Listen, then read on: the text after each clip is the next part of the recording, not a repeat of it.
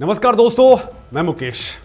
दोस्तों, पाकिस्तान बार बार भारत को लेकर के अपने परमाणु मिसाइलों का डर दिखाता रहा है, लेकिन पिछले साल भारत की ब्रह्मोस ने उनके न्यूक्लियर किले पर ऐसा तांडव दिखाया कि अब उसके मुंह से एक बार भी परमाणु बम नहीं निकला है और अब कुछ ऐसा हुआ है जिसने पाकिस्तान की लाचारी को दिखा दिया है। दोस्तों, जब भारत के रडार पर पाकिस्तान का सबसे सीक्रेट परमाणु ठिकाना किराना हिल्स बिल्कुल साफ साफ दिखने लग गया और ब्रह्मोस ने पाकिस्तान के परमाणु किले को अपनी रेंज में लेकर के उसे नेस्तनाबूद करने का पूरा मैप तैयार कर लिया, तो उसे बचाने के लिए सीधे अमेरिका को मैदान में उतरना पड़ा। दोस्तों, आपको पता ही है कि कैसे भारत सीधा पाकिस्तान के परमाणु किले तक पहुंच गया था और अब उसे भारत से बचाने के लिए अमेरिका को उतरना पड़ा है। दोस्तों, पाकिस्तान के किराना हिल्स पर अब अमेरिका ने अपना नया और एडवांस हथियार तैनात कर दिया है ताकि भारत की मिसाइलों को रोका जा सके। लेकिन सोचने वाली बात यह है कि जिस ब्रह्मोस मिसाइल ने पहले ही पाकिस्तान की डिफेंस सिस्टम का कचरा कर दिया था, उसे अमेरिका का ये चिल्लर हथियार कैसे रोक पाएगा, वो भी तब जब भारत की अग्नि 5 मिसाइल भी पूरी तरह से रेडी है। लेकिन दोस्तों, यहां पर सबसे बड़ा सवाल है कि आखिर पाकिस्तान के परमाणु हथियारों को बचाने के लिए अमेरिका इतना उतावला क्यों है। भारत के रडार पर आया पाकिस्तान का परमाणु ठिकाना, तो उसे बचाने के लिए अमेरिका इतना ज्यादा मैदान के अंदर क्यों उतर गया। क्या किराना हिल्स पर लगा पाकिस्तान का नया अमेरिकी रडार सिस्टम ब्रह्मोस और अग्नि 5 जैसी मिसाइलों के सामने टिक पाएगा। तो दोस्तों, इसे समझना बेहद जरूरी है कि आखिर जब भी पाकिस्तान के न्यूक्लियर बॉम्ब्स की बात आती है, अमेरिका को तिलमिलाहट क्यों लग जाती है, अमेरिका बचाने के लिए भागने लग जाता है, अमेरिका बहाने बनाता है। जब हमने ऑपरेशन सिंदूर के दौरान वहां पर दे दनादन फायरिंग स्टार्ट की थी, तो अमेरिका ने एक बड़ा सा प्रोपेगेंडा फैलाया कि वहां पर लीकेज हो चुका है, इसलिए पूरी दुनिया के अंदर ये डर फैला दिया गया कि तो बहुत बड़ा दिक्कत हो गई है इससे। लेकिन अब उसने वहां पे उसी लोकेशन के ऊपर अपने वेपनरी को डिप्लॉय किया है। तो आखिर ये माजरा क्या है, समझना बेहद जरूरी है और इसको हम डिकोड भी करते हैं। तो दोस्तों, होता क्या है कि पाकिस्तान के पंजाब प्रांत में एक जगह है सरगोधा और उसी के पास में मौजूद है किराना हिल्स की पहाड़ियां। ये कोई आम पहाड़ियां नहीं है, बल्कि ये पाकिस्तान का वो अभेद्य किला माना जाता है जहां उसने अपने सबसे घातक परमाणु हथियार और मिसाइलें छुपा रखी हैं। दोस्तों, इसी इलाके के अंदर पाकिस्तान की वायुसेना का सबसे अहम मुश्ताक एयरबेस भी मौजूद है। कई दशकों से पाकिस्तान को लगता था कि उसका ये इलाका पूरी तरह से सुरक्षित है और भारत की पहुंच से बिल्कुल दूर है, भारत को कुछ पता ही नहीं है कि यहां पर हो क्या रहा है। लेकिन ऑपरेशन सिंदूर के दौरान ब्रह्मोस क्रूज मिसाइल ने पाकिस्तान के इस गुरूर को चकनाचूर कर दिया।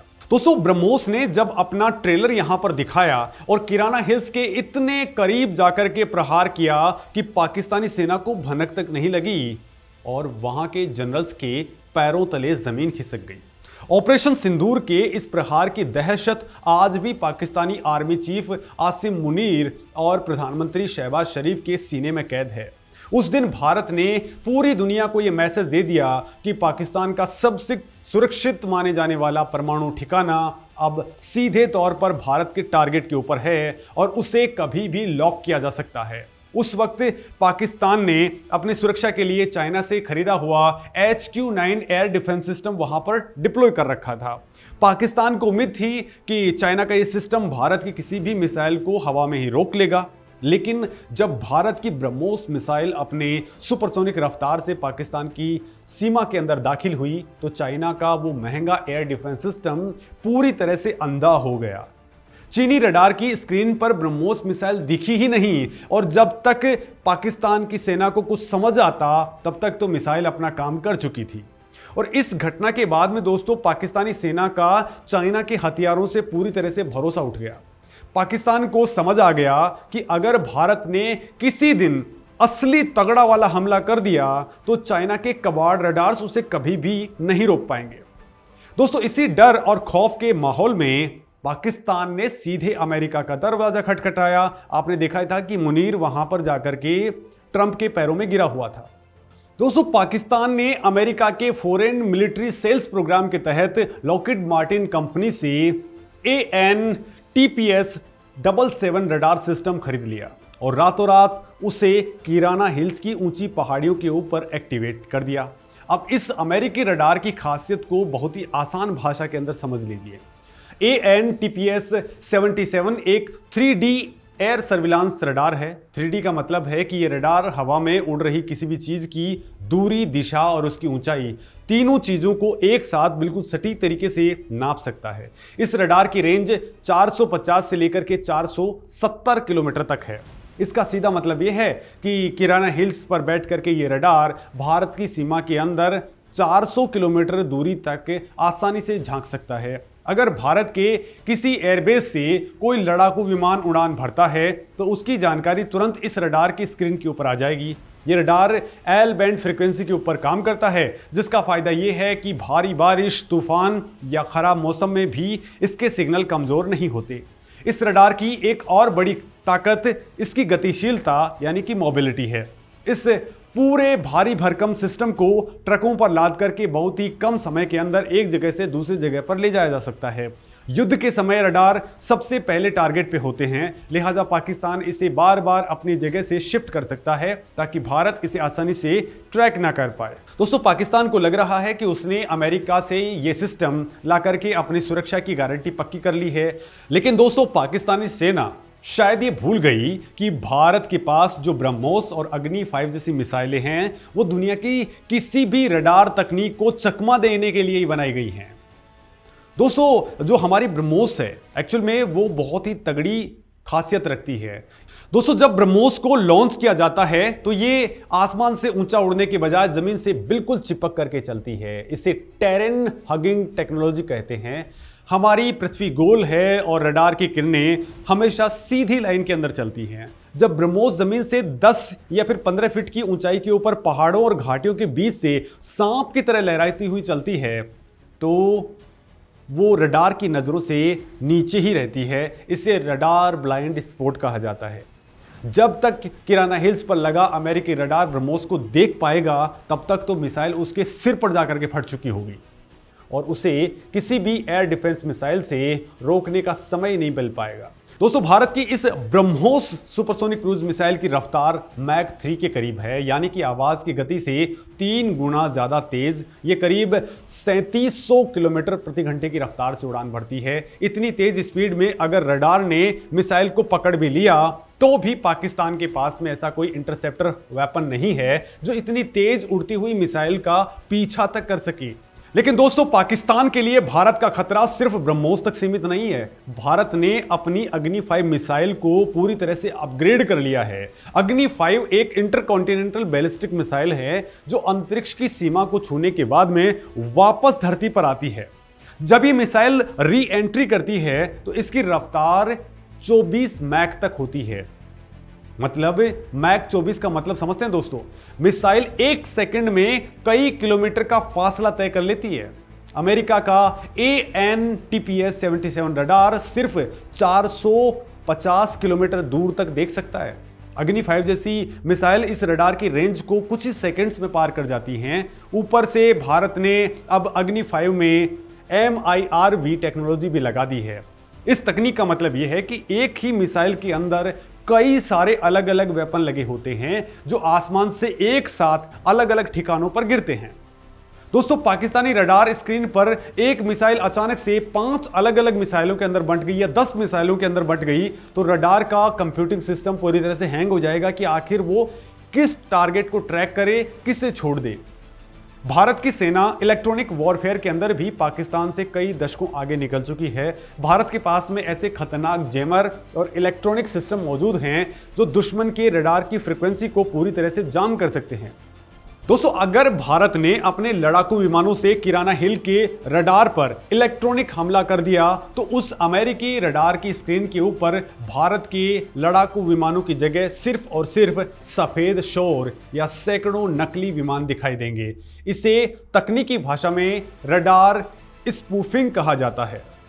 दोस्तों, जब रडार ऑपरेटर को असली और नकली मिसाइलों के बीच में फर्क ही समझ में नहीं आएगा तो वो अपनी रक्षा कैसे करेगा। पाकिस्तान इस वक्त बुरी तरह से डरा हुआ है। वो जानता है कि उसके सारे परमाणु ठिकाने भारत की पहुंच के अंदर हैं, लिहाजा वो किराना हिल्स और सरगोधा के आसपास एक के बाद में एक कई सारे डिफेंस सिस्टम्स लगा करके एक बहुस्तरीय एयर डिफेंस नेटवर्क बनाने की कोशिश कर रहा है।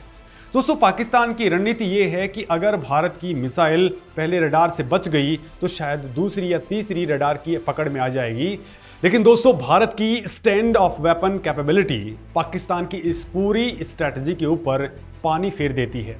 स्टैंड ऑफ वेपन्स वो होते हैं जिन्हें भारत के लड़ाकू विमान अपनी सीमा के अंदर से ही फायर कर सकते हैं। हमारे सुखोई और राफेल विमानों को पाकिस्तान की सीमा में घुसने की जरूरत नहीं है। वो राजस्थान या पंजाब के आसमान में उड़ते हुए ही पाकिस्तान के किराना हिल्स पर प्रहार कर सकते हैं। हवा से लॉन्च होने वाली ब्रह्मोस और रुद्रम एंटी रेडिएशन मिसाइलें इसी काम के लिए बनी हैं। दोस्तों, रुद्रम मिसाइलों की सबसे खास बात यह है कि वो दुश्मन के रडार से निकलने वाली किरणों को सूंघते हुए सीधा उसी रडार पर जाकर के गिरती हैं। यानी पाकिस्तान का ये नया अमेरिकी रडार जितनी ज़्यादा पावर से भारत की तरफ देखेगा, भारत की रुद्रम मिसाइल उतनी ही तेज़ी से उसी रडार को तबाह कर देगी।